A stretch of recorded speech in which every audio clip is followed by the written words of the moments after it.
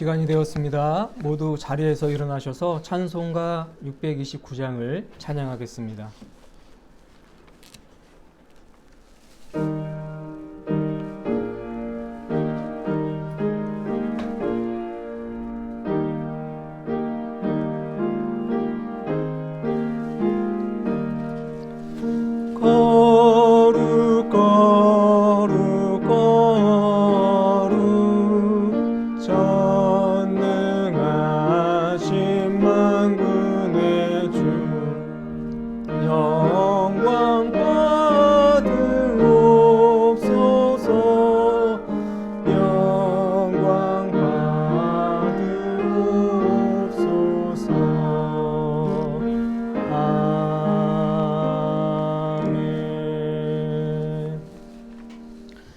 사랑하는 여러분, 오늘은 12월 첫째 주일이며 강림절 제2주 주일입니다. 시편 85편 9절과 13절의 말씀을 힘입어 하나님을 예배하는 자리로 나아갑시다. 진실로 그의 구원이 그를 경외하는 자에게 가까우니 영광이 우리 땅에 머무리리로다. 의가 주의 앞에 앞서가며 주의 길을 닦으리로다. 아멘. 경배 찬송입니다. 104장 곧 오소서 임마누엘을 찬양하겠습니다.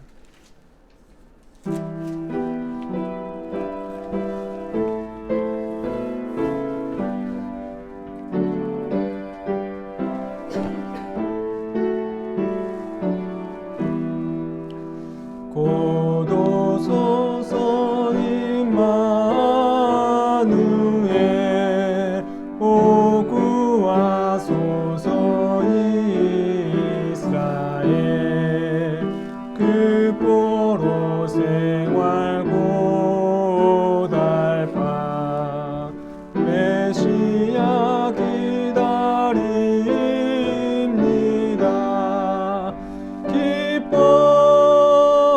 기뻐하라 이스라엘 곧 오시리 오 임마누엘 곧 오소서 지혜의 주 온 만물 질서 주시고 참 진리의 길 보이사 갈 길을 인도하소서. 기뻐하라 이스라엘 곧 오시리 오 임마누엘 곧 오소서 소망의 주 만 백성 한 맘 이루어 시기와 분쟁 없애고 참 평화 채워 주소서.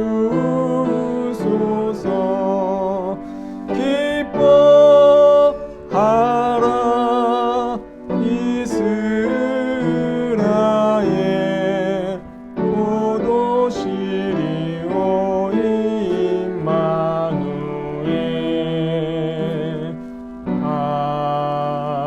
아멘. 다 함께 침묵하면서 우리의 한 주간의 삶을 성찰하도록 하겠습니다.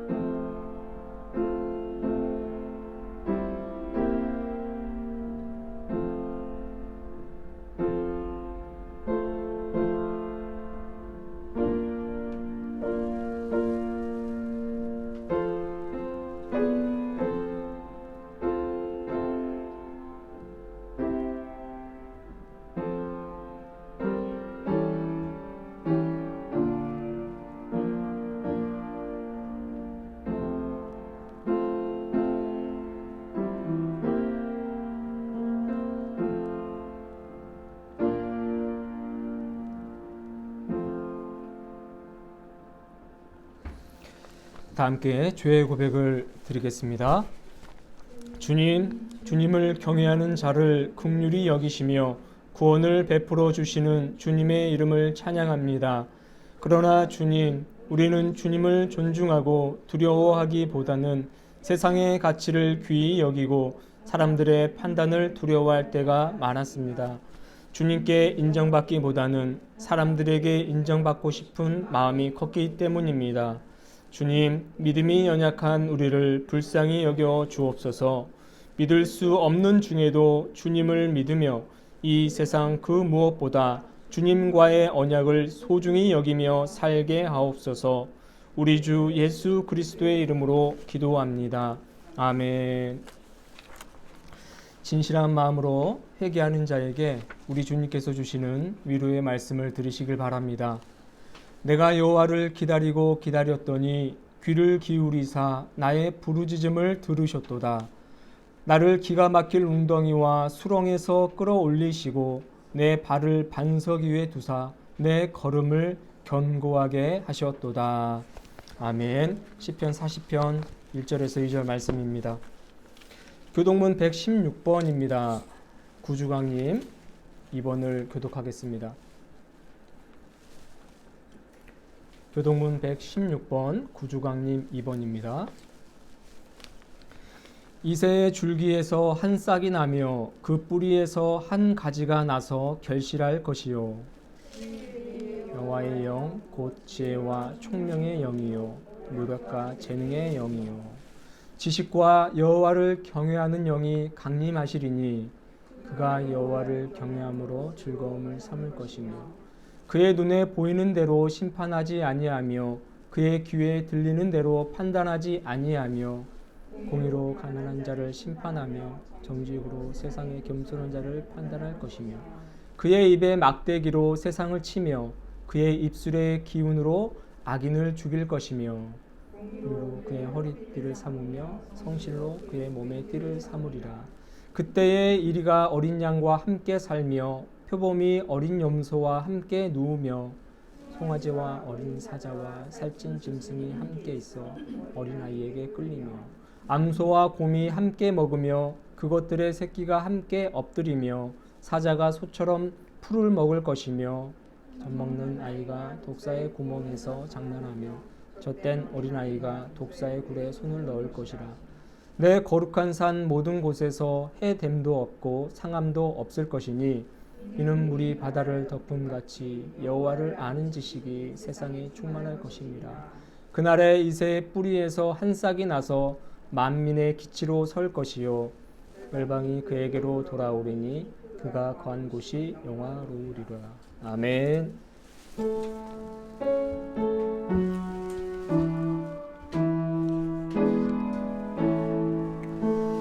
성부 성자와 성령 찬송과 영광 돌려보내세 태초로 지금까지 또 영원 무궁토록 성삼위께 영광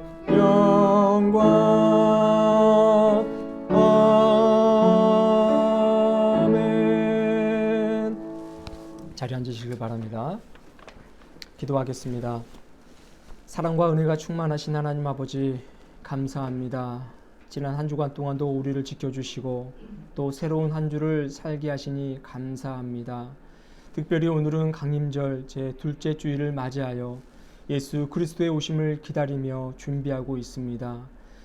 예수님을 바라보며 주님의 사역을 소망하는 자들의 마음에 강림하여 주셔서 우리가 온전히 예수 그리스도로 하여금 기쁨이 충만하고 은혜가 충만한 삶을 살게 하여 주시옵소서.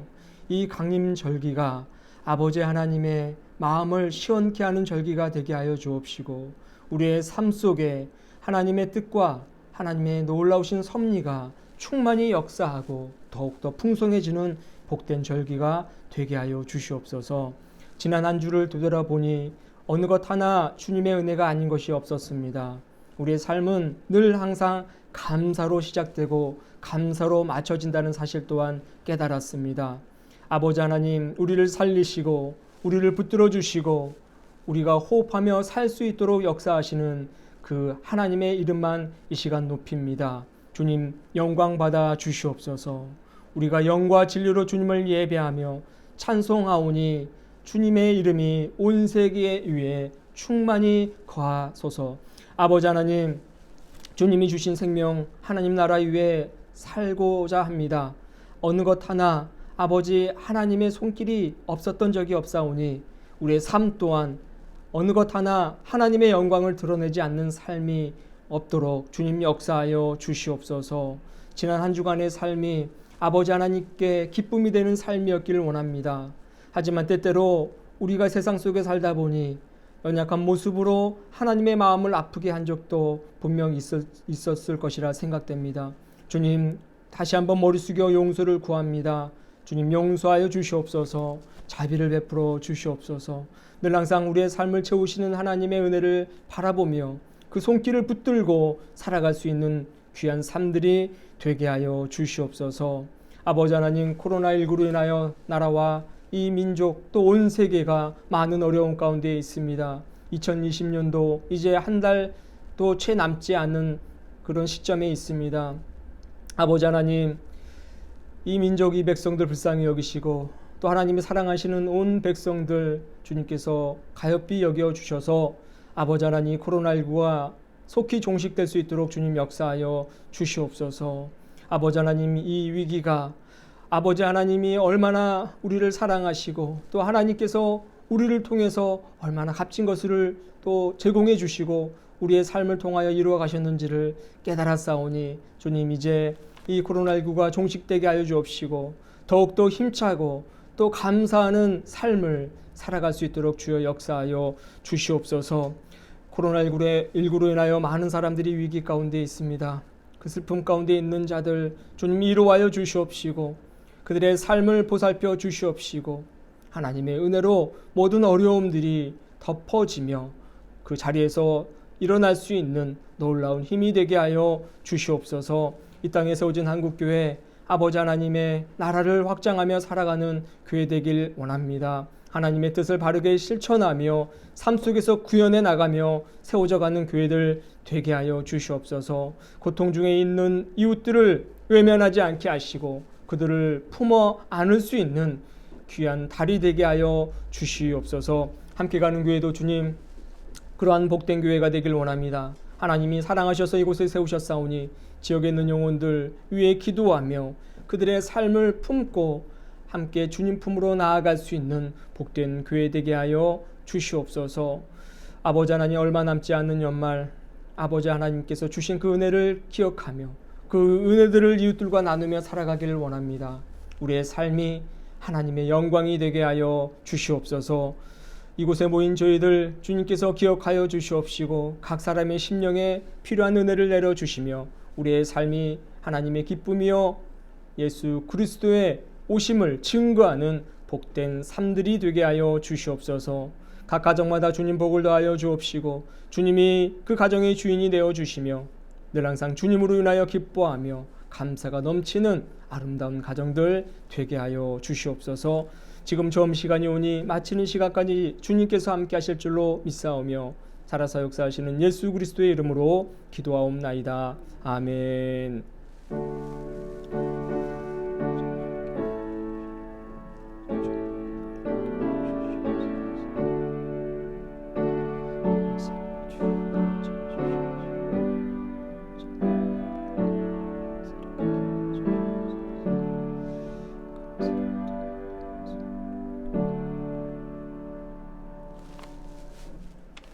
하나님께서 주시는 말씀은 빌립보서 2장 12절에서 18절까지입니다.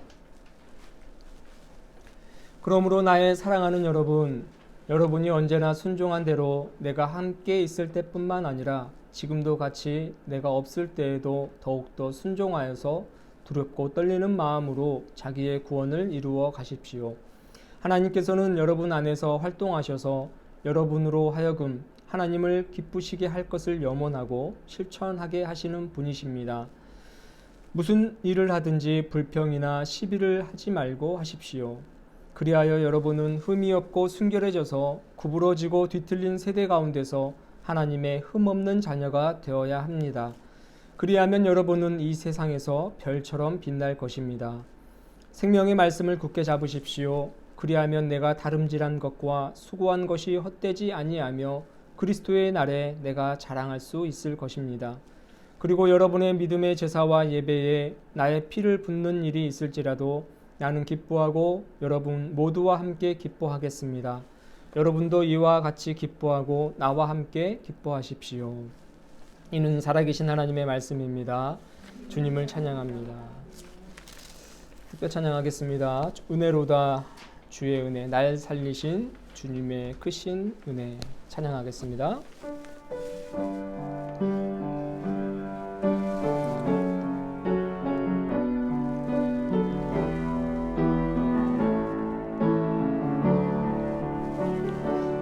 은혜로다 주의 은혜, 날 살리신 주님의 그 은혜라. 은혜로다 주의 은혜, 날 살리신 주님의 은혜.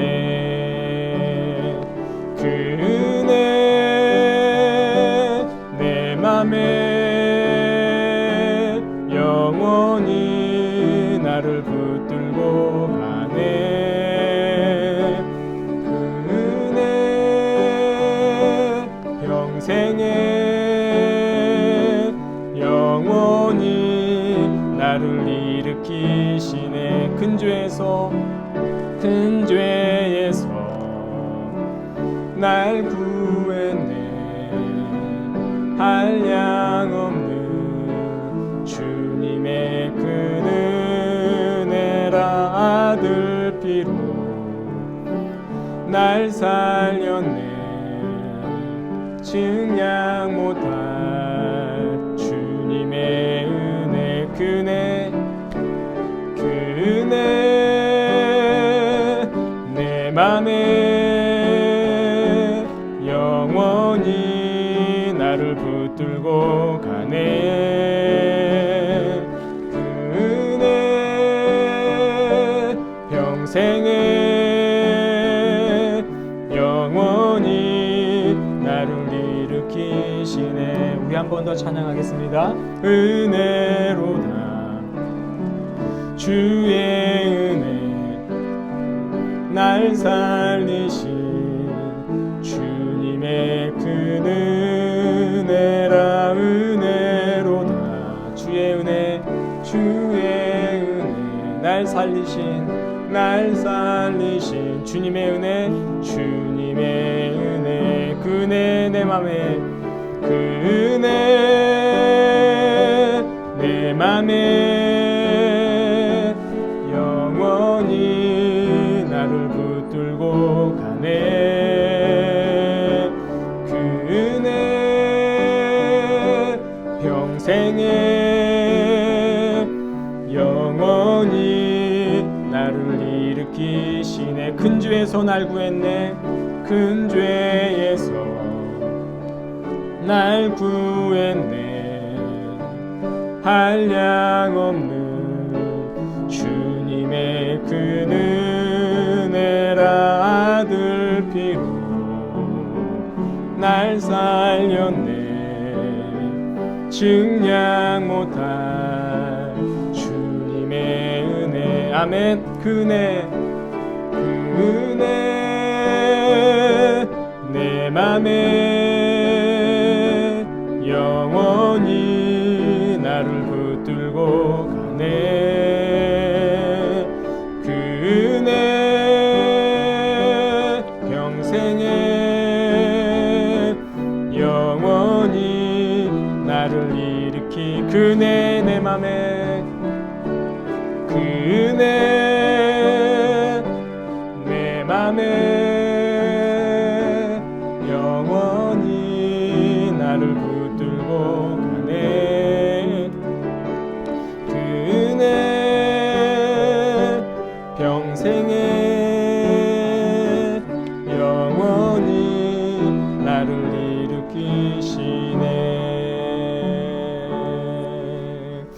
아멘.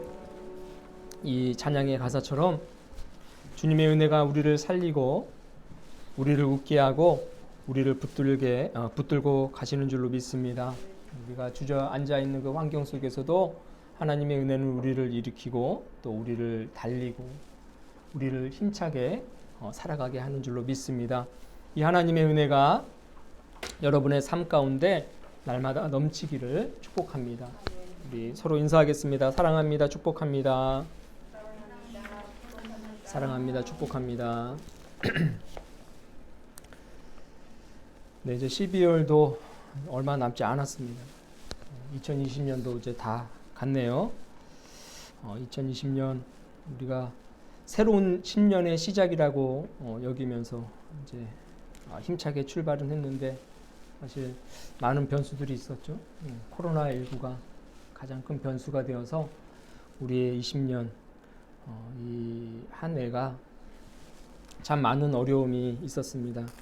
그러나 어려움이 큰 만큼 또 하나님의 은혜는 그 어려움을 덮고도 넘칠 만큼 크고 놀라웠다고 우리의 삶을 되돌아봅니다. 저뿐만이 아니라 여러분의 각자의 삶 속에서도 많은 어려움이 있었지만 그 어려움을 덮고 또 그 어려움을 넉넉히 이길 만한 하나님의 사랑과 은혜가 있었다는 사실을 여러분 확신하시고요. 올 한 해를 잘 마무리하시고 다가오는 2021년에는 더 힘차게 출발할 수 있게 되기를 다시 한번 기도합니다. 앞서 말씀드린 바와 같이 오늘은 강림절 둘째 주일입니다. 강림절은 예수 그리스도의 오심을 기다리는 절기라고 말씀을 드렸습니다. 성탄절까지 연결되는 그런 절기가 바로 이 강림절입니다. 보시는 바와 같이 강림절에는 초를 밝히는 전통이 있습니다. 우리도 작은 이 단이 있지만 이 단에 양초가 지금 2개 밝혀져 있죠. 이 강림절에는 총 4개의 초를 이제 밝히게 되는데 혹시 꺼졌나요? 하나가? 아까 켰는데 다시금 이제 살리려고 했는데 또 꺼졌나 봅니다. 어쨌든 이 총 4개의 초를 밝히고 또 성탄절에 가서는 마지막 또 한 초를 밝혀서 따지고 보면 총 5개의 초를 밝히는데 각각의 초가 의미하는 바가 있습니다. 첫 번째 초는 보라색이고요. 예언과 희망을 상징하는 초입니다. 예언과 희망. 그러니까 성경에서 얼마나 많은 예언들이 있었습니까? 예수 그리스도, 온 인류를 구원할 그 그리스도가 오신다고 구약 성경 그 자체가 이 그리스도의 오심을 예언하는 그런 말씀들로 가득 차 있는데 그 예언을 상징하고요. 또 하나는 이제 희망을 상징합니다.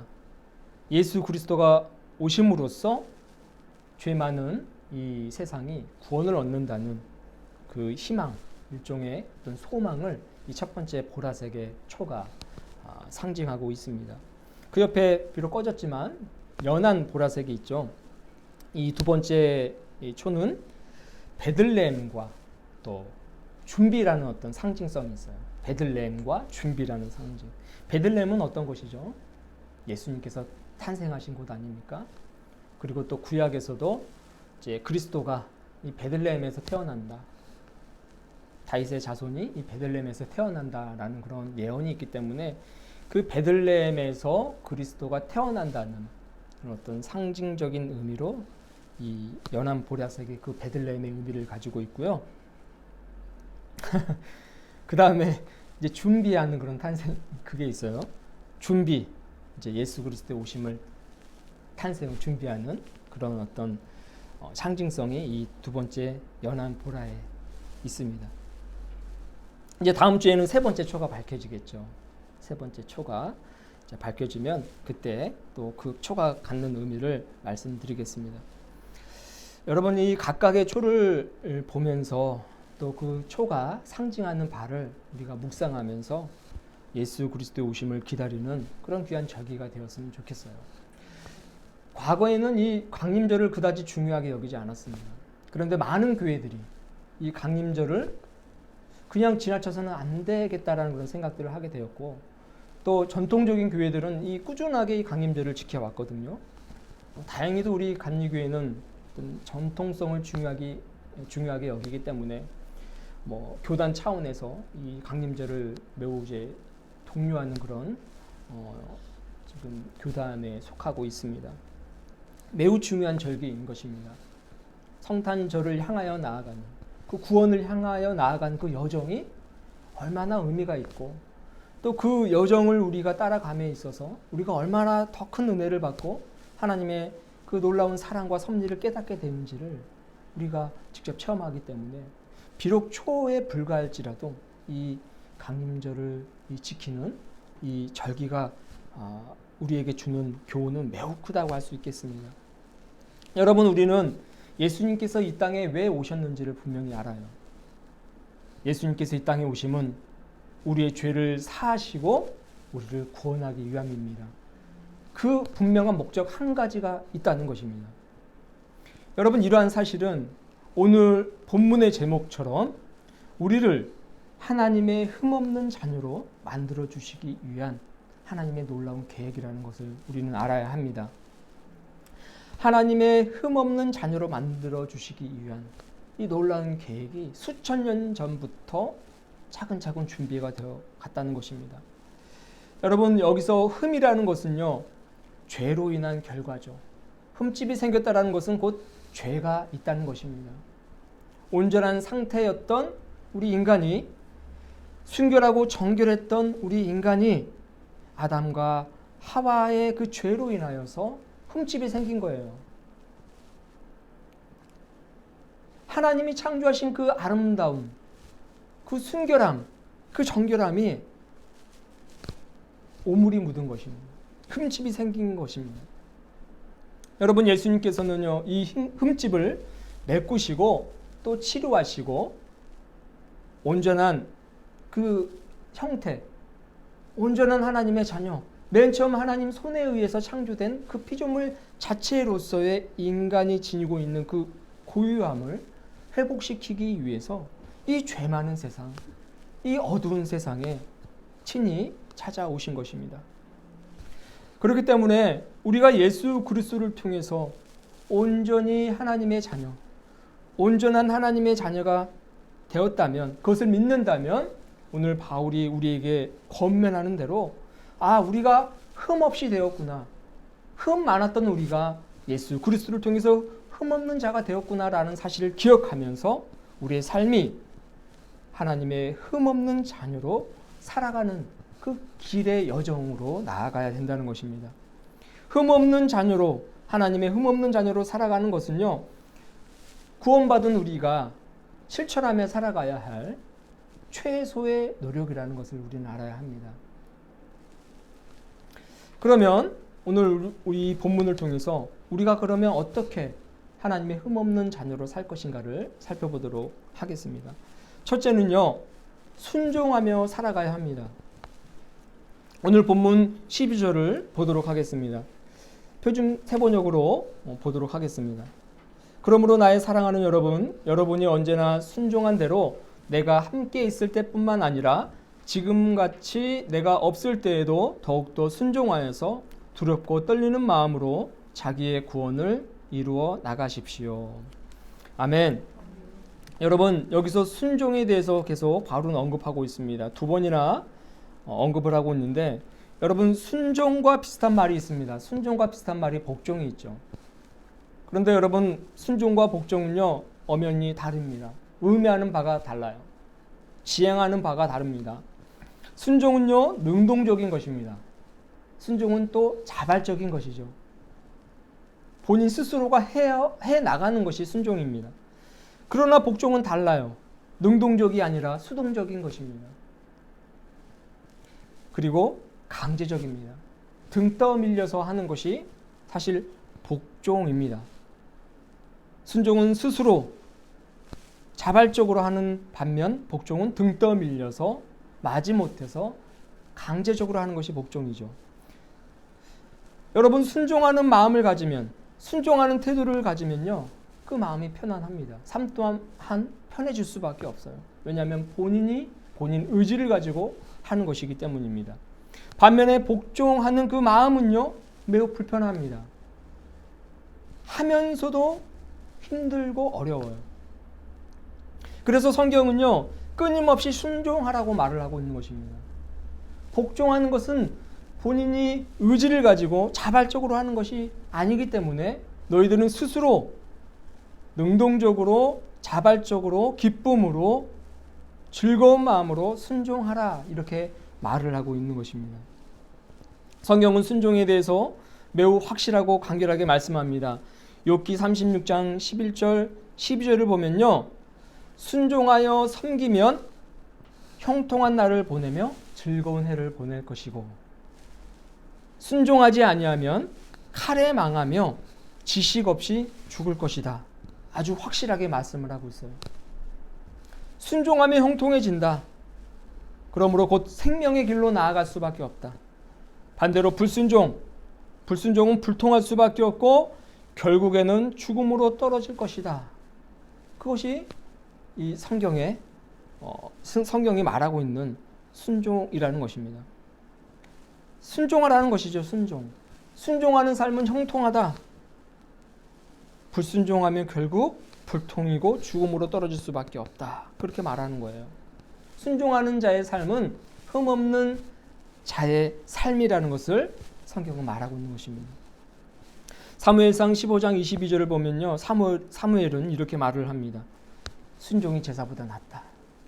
여러분, 이스라엘 백성들 하나님께 예배하고 하나님께 제사를 드리기 위해서 얼마나 많은 노력들을 들였습니까?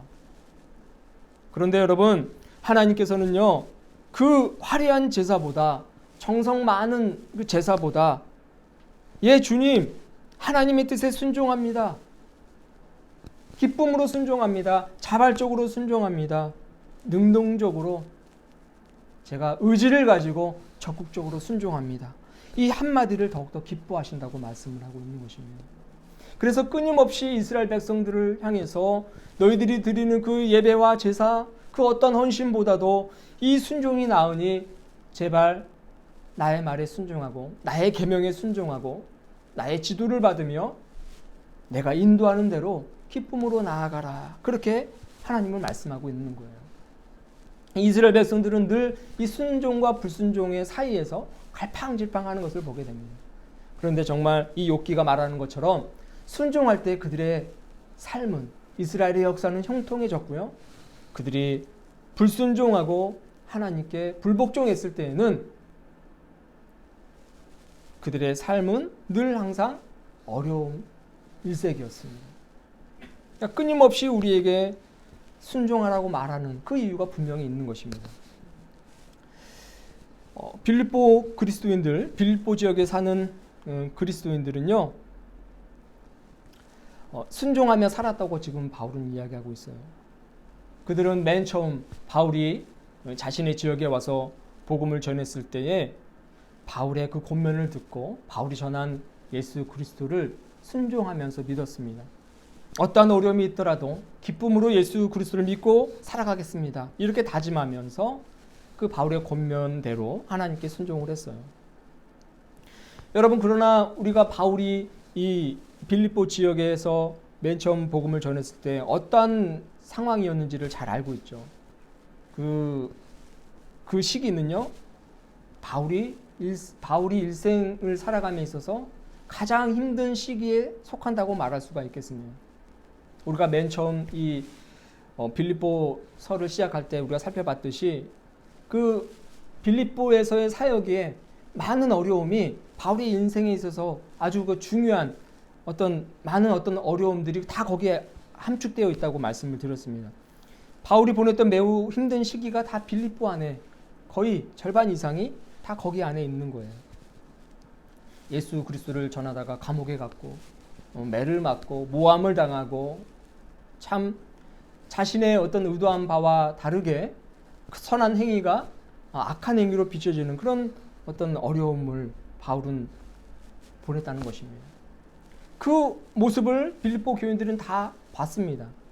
그 힘들고 어려운 그 시기가 분명히 있었음에도 불구하고 그들은 그 현장을 마음속에 담아두기보다는 그 바울을 통해서 일어나는 놀라운 역사들, 하나님의 놀라운 섭리들을 더욱더 바라보고 그 사실에 그들은 더욱더 기뻐하면서 저러한 삶이 진정으로 그리스도인들이 살아가야 하는 삶이라는 사실을 그들은 깨달았다는 거예요. 그래서 그들은 순종할 수 있었던 것입니다.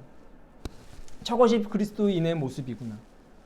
저것을 통해서 하나님은 역사하시는구나 라는 것을 알았기 때문에 바울의 어려움은 그들에게 전혀 어려움이 되지 않았다는 것입니다.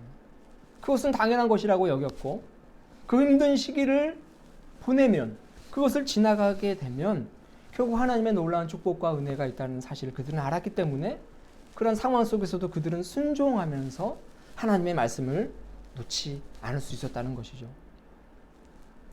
여러분, 그래서 바울은 너희들이 처음에 순종했던 것처럼 내가 있을 때에 너희들이 보였던 그 순종했던 그 모습이 지금 내가 너희들과 떨어져 있지만 그러한 그 떨어져 있는 그런 상황 속에서도 더욱더 순종하면서 너희들의 그 믿음을 확장해 나아가라, 이렇게 권면하고 있다는 것입니다.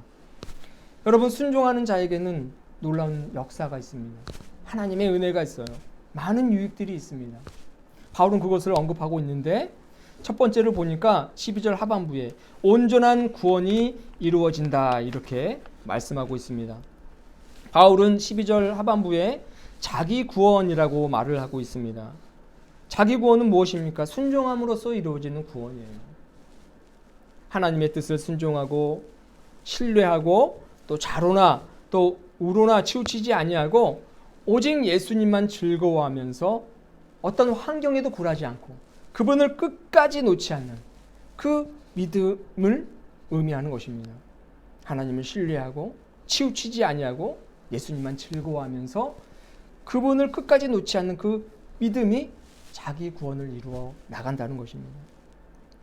여러분, 이러한 믿음은요, 억지로가 아닌 기쁨으로의 믿음이기 때문에 어떠한 환경과 어떠한 환난과 어려움이 닥쳐도 하나님께서 주신 그 선물인 예수 그리스도를 놓지 않는다는 것입니다. 바울은 지금 그것을 말씀하고 있는 것입니다. 여러분, 두 번째로는요, 하나님께서 순종하는 자의 삶 속에서 활동하신다고 그렇게 이야기하고 있습니다. 13절을 보니까 하나님께서는 여러분 안에서 활동하셔서 여러분으로 하여금 하나님을 기쁘시게 할 것을 염원하고 실천하게 하시는 분이십니다, 이렇게 말씀하고 있어요. 순종하는 자의 그 삶 속에서 하나님은 역사하신다는 거예요.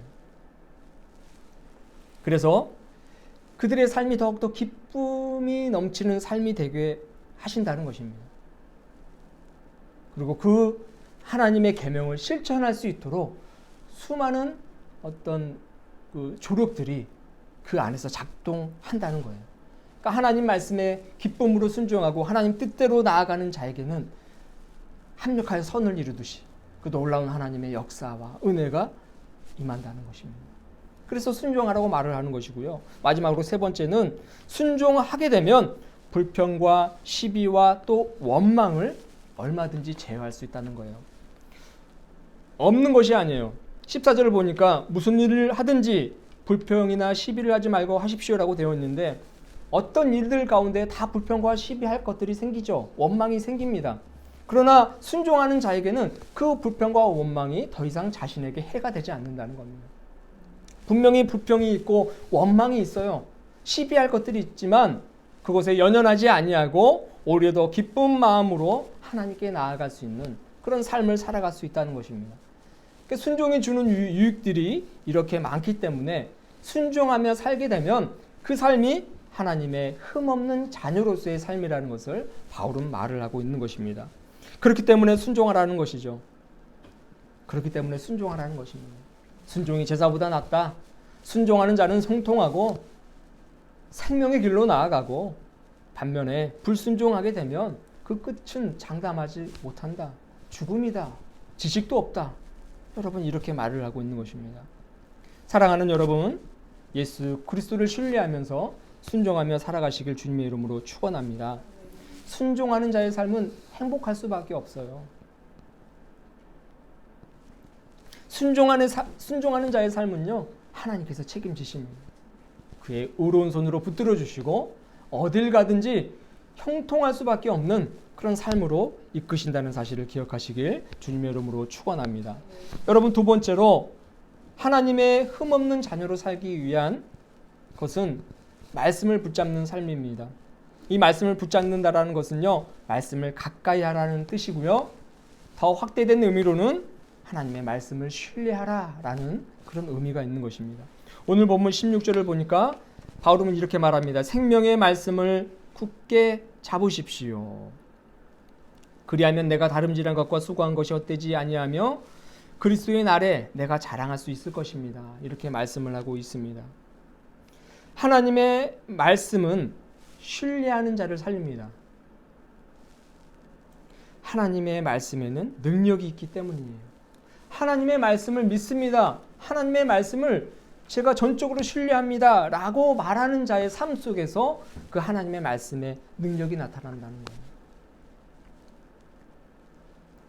예수님께서 이렇게 말씀하지 않습니까? 할 수 있거든이 무슨 말이냐? 믿는 자에게는 능히 하지 못할 일이 없다.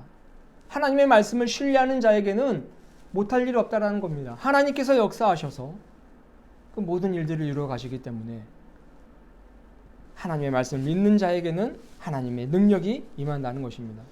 여러분 잘 아시다시피 하나님은요, 말씀으로 세상을 창조하셨어요. 말씀으로 세상을 창조하셨어요. 하나님은요, 말씀으로 세상을 다스리십니다. 그리고 하나님은 말씀으로 자신이 계획하신 모든 구원의 역사 온전히 이루시겠다고 그렇게 약속하셨습니다. 그렇기 때문에 여러분 하나님의 말씀을 신뢰할 수 있길 주님의 이름으로 축원합니다. 하나님의 말씀은 신뢰하는 자에게 능력이 됩니다. 하나님의 말씀을 굳게 붙잡고 살아가면 그 말씀이 결국 우리의 삶을 이끌어 간다는 것입니다.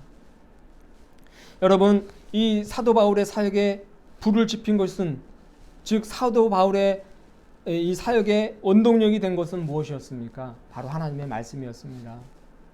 그가 하나님의 말씀을 굳게 붙들고 그의 삶 속에서 끊임없이 그 말씀을 되뇌이며 말씀을 가까이 하고 하나님의 말씀을 신뢰했기 때문에 사도 바울의 삶 속에서 놀라운 구원의 역사, 사도 바울을 통한 수많은 복음의 역사가 이루어질 수 있었던 것입니다. 여러분 우리 감리교회를 창시하신 존 웨슬리 목사님도 이 부패했던 성공회, 그 영국 국교회죠. 그 국교회를 개혁하기 위한 기본적인 원리가 바로 하나님의 말씀이었습니다. 하나님의 말씀을 통해서 우리가 정말 하나님의 말씀대로 살아가고 있는가? 왜 우리의 삶은 이렇게 비루한가? 이렇게 남루한가? 왜 이렇게 어려운가? 고민하고 또 고민해 보았습니다. 그러자 하나님의 말씀을 우리가 굳게 붙들지 않고 말씀을 신뢰하지 않았기 때문에 우리 지금의 이 영국 사회가 이 모양 이 꼴이구나라는 것을 깨닫게 되고, 그가 말씀을 붙들었을 때에 놀라운 개혁, 당시 영국의 사회가 놀라운 변화를 일으키는 그런 한 단초가 되었던 것입니다. 하나님의 말씀을 붙들었더니 일어날 수 있었던 놀라운 역사, 그 역사가 우리의 삶 속에 이루어질 수 있기를 주님의 이름으로 축원합니다. 빌립보 교인들도 마찬가지였습니다. 그들의 삶 속에 필요한 것은요, 하나님의 말씀을 붙드는 것이었습니다. 바울의 입술을 통해서 전해졌던 그 하나님의 말씀을 붙들 때에 그들의 삶이 기쁨의 삶이 되고 감사의 삶이 되고 능력의 삶이 된다는 것은 불을 보듯 뻔하기 때문에 바울은 말씀을 붙잡고 하나님의 흠없는 자녀들이 되라고 권면하고 있는 것입니다. 여러분 마지막으로 세 번째, 바울은 하나님의 흠없는 자녀로 살기 위해서는 기뻐하고 또 기뻐하는 삶을 살아가야 된다고 말씀하고 있습니다. 오늘 본문 17절을 보니까 여러분의 믿음의 제사와 예배에 나의 피를 붓는 일이 있을지라도 나는 기뻐하고 여러분 모두와 함께 기뻐하겠습니다. 여러분도 이와 같이 기뻐하고 나와 함께 기뻐하십시오. 이렇게 말씀하고 있습니다. 기뻐하고 또 기뻐하겠다. 이렇게 기뻐하겠다라는 것이 이 두 구절에 4번이나 반복돼서 나타납니다. 사실 기뻐하라는 이 바울의 권면은요, 빌립보서 전체의 핵심 내용입니다. 그리고 주된 권면 내용입니다. 사실 세상의 눈으로 보면 기쁨이 없는 것 같은 그런 삶이지 않습니까? 바울의 삶은 지금 현재 감옥에 갇혀 있고 그가 복음을 전할 때면 늘 항상 많은 어려움과 위기가 있었고 세상 사람들이 볼 때에는 불통의 그런 상황에 불과했던 것이었습니다. 그러나 바울은요, 그 모든 악한 상황들을 기뻐함으로써 다 반전을 이루었습니다. 불통이 아니라 형통이었고, 고난이 아니라 그것은 환희였고 감사였다라는 것입니다. 바울이 얼마나 기쁨을 강조했는지를 보면 빌립보서 4장 4절에서 이렇게 말합니다. 항상 기뻐하라.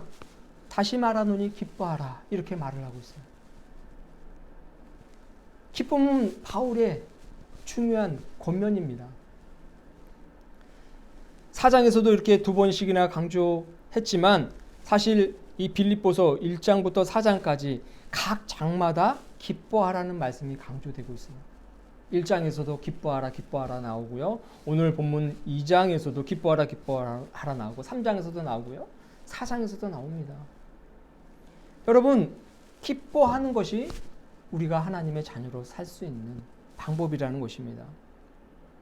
심지어 바울은요, 빌립보 교인들을 위해서 자신이 희생된다 할지라도 빌립보 교인들의 그 믿음의 성장과 그들이 온전한 구원을 이루는 그 길에 내가 한 제물이 된다 할지라도 자신은 기뻐하겠다고 그렇게 이야기를 하고 있습니다.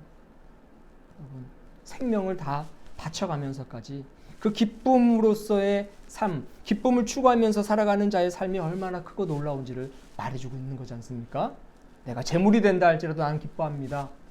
왜? 여러분들이 구원을 얻고 여러분들이 하나님의 온전한 자녀가 될 수 있기 때문에 그러할지라도 내가 그런 제물이 되겠습니다. 이렇게 강조하고 있는 것입니다. 사랑하는 여러분, 기뻐하십시오. 우리는 기뻐하며 살아야 합니다. 이 기쁨은요, 우리가 억지로 만들어내는 기쁨이 아니에요. 우리가 예수 그리스도를 신뢰하고 하나님의 말씀을 청종하고 그 말씀을 우리 안에 깊이 묵상하고 하나님의 놀라운 섭리가 있음을 우리가 깨닫게 되면 우리 안에서 자동적으로 소생되는 그런 기쁨인 줄로 믿습니다. 그래서 바울과 같은 이런 고백이 나올 수 있게 되는 거예요. 내가 죽더라도 저는 기뻐할 수밖에 없습니다. 내 삶이 고난뿐이었지만 지금 나는 감옥에 있지만 저는 기쁩니다. 그러니 여러분도 기뻐하십시오. 이런 고백이 나올 수밖에 없는 것입니다. 강림절 둘째 주일을 보냅니다. 여러분 기뻐하실 수 있길 주님의 이름으로 축원합니다. 하나님의 말씀을 붙들고 말씀을 가까이 하고 말씀을 신뢰하고 또한 하나님께 순종하면서 살아가게 되면 하나님께서 우리의 삶을 통하여 더 큰 은혜와 사랑, 놀라운 은총을 부어주실 줄로 믿습니다. 기도하도록 하겠습니다. 참 좋으신 주님, 감사합니다. 기뻐하라는 이 바울의 권면 우리의 마음에 새기며 어떠한 환경 속에서도 기쁨을 잃지 않게 하여 주시옵소서. 말씀을 가까이 하고 말씀을 붙들고 하나님 말씀을 신뢰함으로써 우리가 복받는 자녀들이 되게 하여 주시옵소서. 우리의 삶 속에 능력 있는 하나님의 역사가 이루어지길 원합니다. 하나님 말씀 또 하나님의 놀라운 뜻과 계획 그 섭리 아래에 우리의 삶을 순종하며 나아가길 원합니다. 순종이 제사보다 낫다 하셨사오니 하나님께서 기뻐하시는 이 순종 기꺼이 자발적으로 순종하며 살아갈 수 있도록 역사하여 주시옵소서. 감사를 드리며 거룩하신 예수님의 이름으로 기도합니다. 아멘. 사도신경으로 신앙 고백을 드리겠습니다. 나는 전능하신 아버지 하나님 천지의 창조주를 믿습니다. 나는 그의 유일하신 아들 우리 주 예수 그리스도를 믿습니다.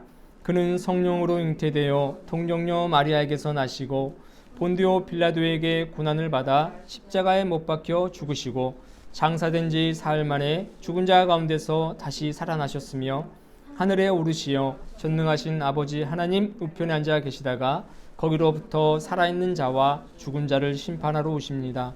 나는 성령을 믿으며 거룩한 공교회와 성도의 교제와 죄를 용서받는 것과 몸의 부활과 영생을 믿습니다. 아멘.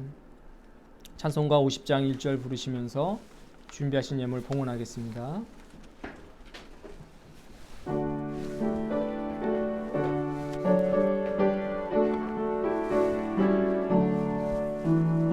내게 있는 모든 것을 아낌없이 드리네. 사랑하고 의지하며 주만 따라 살리라. 주께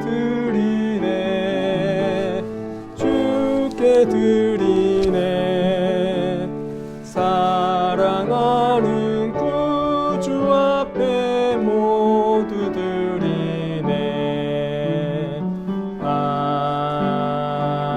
아멘. 드려진 예물 위해서 기도하겠습니다. 주님 은혜 기억하며 귀한 예물을 드립니다. 우리의 마음도 드리고 우리의 시간과 생명도 드립니다. 이 예물이 하나님 나라를 확장하는 귀한 도구가 되게 하여 주시옵소서. 굶주린 자에겐 빵이 되게 하시고 헐벗은 자에게는 의복이 되게 하시고 죽어가는 이에게는 생명의 양식이 되게 하여 주시옵소서. 필요한 곳곳에 적절히 사용되어지는 하나님의 손길이 되게 하여 주옵소서. 교회를 기억하고 돕는 손길들 위해 복을 더하여 주옵시고 그들의 삶이 주님으로 인하여 늘 형통케 하여 주시며 순종하며 살아갈 수 있도록 도와주시옵소서. 어떤 어려움이 있습니까? 주님을 바라볼 때에 그 어려움과 위기가 해결되게 하여 주시옵소서. 앉아있는 자리, 주저앉아 있는 자리가 있다면 훌훌 털고 일어나서 주님 주신 그 새 힘 얻어 살아갈 수 있도록 역사하여 주시옵소서. 새롭게 시작되는 한 주 주님께서 지켜주실 줄로 믿습니다. 우리의 생명과 우리의 건강과 우리의 가정과 우리의 직장과 우리의 삶을 온전히 지켜주시옵소서. 감사를 드리며 예수 그리스도의 이름으로 봉헌하며 기도합니다. 아멘. 교회 소식을 전하도록 하겠습니다. 오늘은 강림절 제2주입니다. 예수 그리스도의 탄생을 기다리면서 그리스도의 오심을 묵상하는 귀한 절기가 되시기를 바랍니다. 수요 예배 시편 100편을 묵상하도록 하겠습니다. 매일 중보 기도 기억하고 기도해 주시고요. 교회를 위해서, 나라와 민족을 위해서, 또 개인과 가정을 위해서 기도해 주시길 바랍니다. 코로나19의 종식을 위해서 기도해 주시기를 부탁드립니다. 우리 동두천 지방에서 교회 학교에서 한 몇 개월 동안 성경 쓰기를 실시했습니다. 마가복음을 실시했는데 우리 유치부부터 시작해서 중고등부까지 그렇게 모든 교회가 자발적으로 또 자유롭게 참여를 했는데 우리 그 루리가 우리 함께 가는 교회 대표로 혼자 이제 해서 무사히 마가복음 썼습니다. 그래서 우리 지방회에서 수고했다고 이제 문화상품권을 주었는데요. 네, 그러니까 5,000원권 정도 돼요. 우리 초등학생들한테는 5,000원도 매우 의미가 있죠. 네, 아까 우리 지방의 목사님이 오셔갖고 저한테 그 예배 중에 잘 전달해 주라고 해서 전달하도록 하겠습니다. 자, 상품권입니다. 네, 수고했습니다. 네, 네.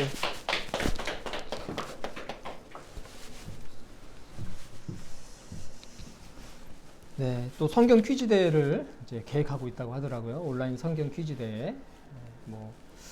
또 물론 교회학교 행사이긴 하지만 좀 관심 갖고 그 행사가 이 비대면 시대에도 잘 이렇게 이루어져서 어린 아이들의 신앙을 잘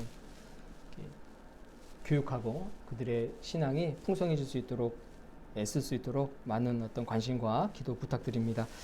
우리 자리에서 일어나시면서 평화 인사를 나누도록 하겠습니다. 주님의 평화가 당신과 함께, 주님의 평화가 당신과 함께.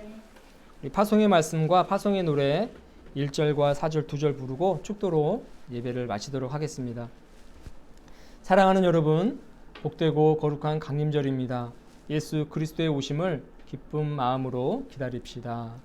주님을 기다립니다. 우리의 삶 속에 역사하소서. 아멘.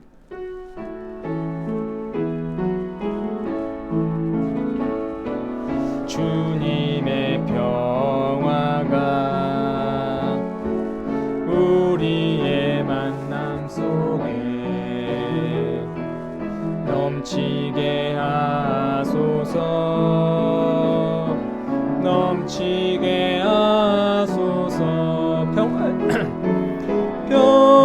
평화의 주여, 평화의 주여, 당신의 나라가 우리 가운데 샘솟게 하소서. 주님의 생명이, 주님의 생명이 우리의 만남 속에, 우리의 만남 속에 넘치게 하소서. 넘치게 하소서. 넘치게 하소서. 생명의 주여, 생명의 주여, 생명의 주여, 당신의 나라가 우리 가운데 샘솟게 하소서. 이제는 우리 주 예수 그리스도의 구속의 은혜와 하나님 아버지의 놀라우신 사랑하심과 성령의 감화감동 위로 역사하심이 강림절 둘째 주를 보내는 교우들의 머리 위에와 가정과 직장과 이 나라와 민족 위에 이제부터 영원토록 함께 하시기를 간절히 축원하옵나이다. 아멘.